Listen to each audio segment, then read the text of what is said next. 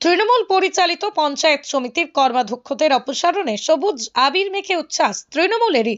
পঞ্চায়েত সমিতির দখল বেআব্রু তৃণমূলের নজিরবিহীন দড়ি টানাটানি। এদিন তৃণমূল পরিচালিত খানাকুল এক পঞ্চায়েত সমিতির পূর্ত, জনস্বাস্থ্য, বিদ্যুৎ ও শিক্ষা দপ্তরের কর্মাধ্যক্ষদের অপসারিত করা হয়।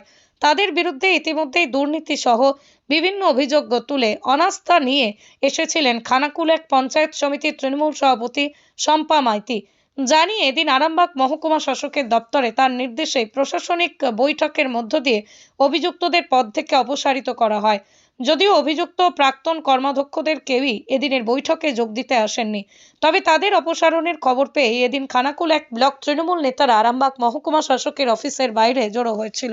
শুধু তাই নয়, নিজেদের দলের কর্মাধ্যক্ষদের অপসারণের ঘোষণা হতেই সবুজ আবির উড়িয়ে স্লোগান দিয়ে রীতিমতো জয়ের আনন্দে মাতোয়ারা হতে দেখা যায় তাদের।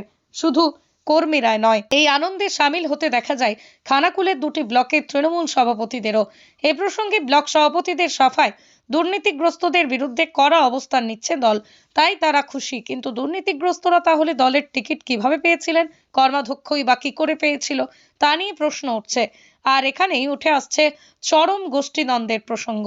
বিগত পঞ্চায়েত নির্বাচনের পর থেকেই খানাকুল এক পঞ্চায়েত সমিতির দখল নিয়ে খানাকুল এক পঞ্চায়েত সমিতির পূর্ত কর্মাধ্যক্ষ নইমুল হক ওরফে রাঙা গোষ্ঠীর বিরুদ্ধে যেতে শুরু করে। একদা তারই অনুগামী বর্তমান খানাকুল 1 ও 2 ব্লক তৃণমূল সভাপতি দীপেন মাইতি ও রমেন প্রামাণিকরা। তাদের সাথে যোগ দেন খানাকুল এক পঞ্চায়েত সমিতির সভাপতি শম্পা মাইতিও। এই পরিস্থিতিতেই খানাকুল এক পঞ্চায়েত সমিতির একটা বড় অংশের সদস্যরা পঞ্চায়েত সমিতির স্থায়ী সমিতির ভাঙার ডাক দেন। পরিস্থিতি সামাল দিতে খানাকুল থেকেই এই প্রক্রিয়া আরামবাগ মহকুমা শাসকের অফিসে স্থানান্তরিত করতে বাধ্য হন সরকারি আধিকারিকরা। দেখা যায় এবার দড়ি টানাটানি চলছিল দুই গোষ্ঠীর মধ্যে। এদিন সেই দড়ি টানাটানিতে দীপেন গোষ্ঠী কিছুটা এগিয়ে গেল বলা যেতে পারে। যদিও এরপর নতুন করে কর্মাধ্যক্ষ নির্বাচনের সময় আরও একবার কর্মাধ্যক্ষ পদের দখল নিতে রাঙা গোষ্ঠী এবং দীপেন গোষ্ঠীর মধ্যে চূড়ান্ত অশান্তি তৈরি হবে বলে মনে করছেন রাজনৈতিক মহল। 24 আওয়ার্স আরামবাগের রিপোর্ট।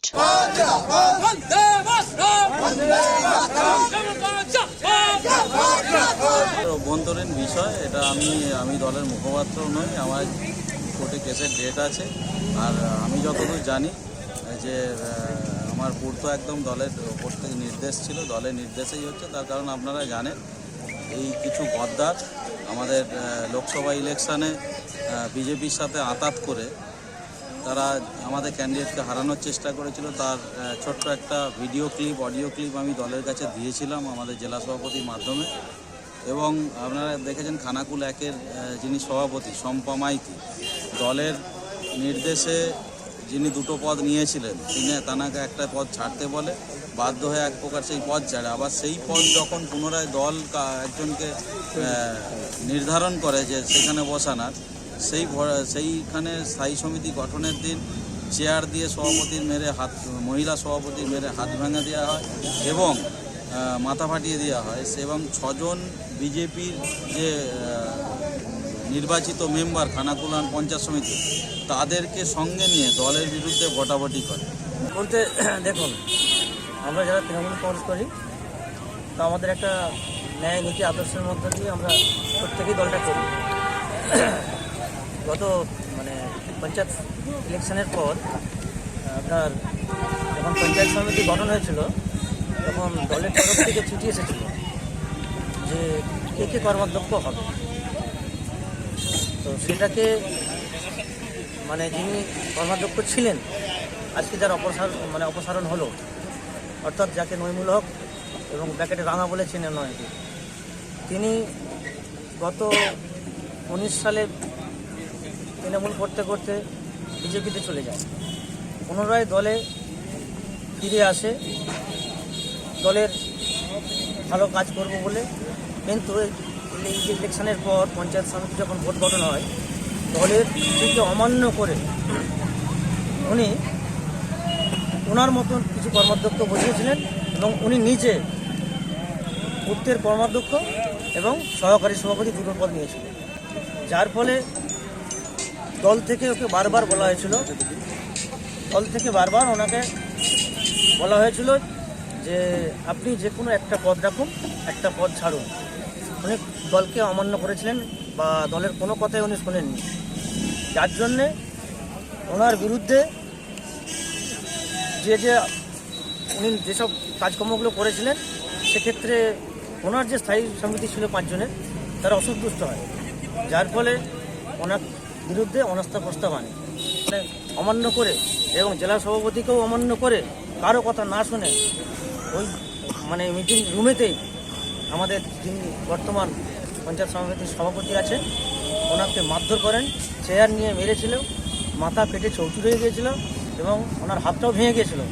এবং আমাদের তো যারা ওর বিরুদ্ধে অনাস্থা প্রস্তাব করেছিল সেই কারণেই আজকে এসডি অফিসে চিঠি ওনাকে করেছিলেন, এসডি অফিসে ওনার পদটা আজকে অপসারণ হলো।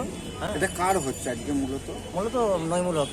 আর এর আগে যে গত দুদিন আগে একটা ওখানে হ্যাঁ এবার বলি, ওখানে সেই সময়কালীন যখন আপনার ছিল, যখন সভাপতিকে এবং তাপস ঘোষ টোষকে একজন মহিলাকে, একজন আমাদের যিনি আপনার খাদ্যের কর্মাধ্যক্ষ শ্রাবন্তী মালিককেও তখন প্রেগনেন্ট অবস্থায় ছিল, তাকেও মারধর করা হয়েছিল, যার জন্য থানায় এফআইআর হয়েছিল।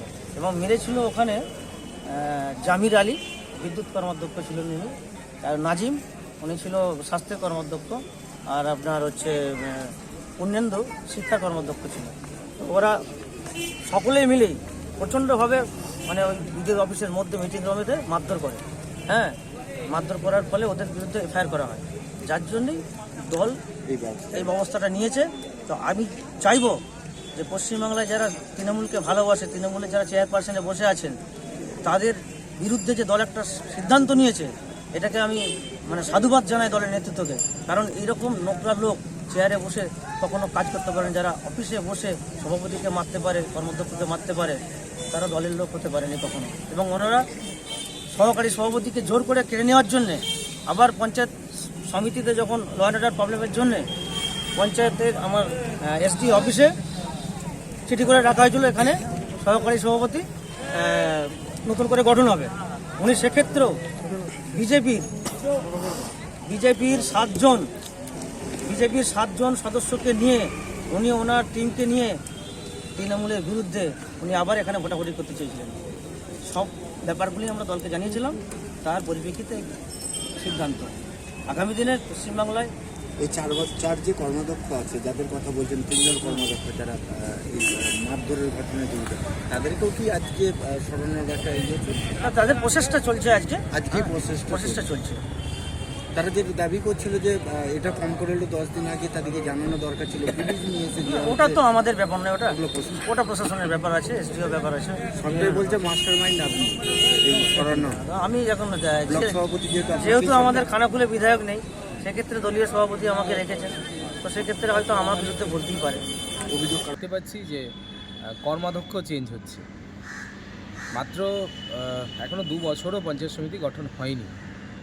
এই 2 বছরের মধ্যেই কর্মাধ্যক্ষ সহ বিভিন্ন যে বিষয়গুলো চেঞ্জ হচ্ছে, এ থেকেই পরিষ্কার খানাকুলের মানুষ বুঝতে পারছে যে তৃণমূল কংগ্রেস ভাগ বাটোয়ারা নিয়ে এই গণ্ডগোল করছে। মানুষকে পরিষেবা দিতে ব্যর্থ খানাকুল 1 নম্বর পঞ্চায়েত সমিতি। অবিলম্বে এই পঞ্চায়েত সমিতিকে ভেঙে নতুন করে আবার বোর্ড গঠনের দাবি জানাচ্ছে সাধারণ মানুষ। কারণ আজকে সাধারণ মানুষ এখানে পরিষেবা পায় না, মানুষ গেলে ফিরে আসে। প্রধানমন্ত্রী আবাস যোজনায় ঘর এলেও এই তৃণমূলের নেতারা চোরগুলো কেটে বাদ দেয়। সেই সঙ্গে প্রত্যেকটি ক্ষেত্রে রাস্তাঘাট থেকে শুরু করে বিভিন্ন জায়গায় যে ক্যালভার্ট ব্রিজগুলো রয়েছে সেইগুলোও কিন্তু নতুনভাবে তৈরির কোনো পরিকল্পনা এই পঞ্চায়েত সমিতির নেই।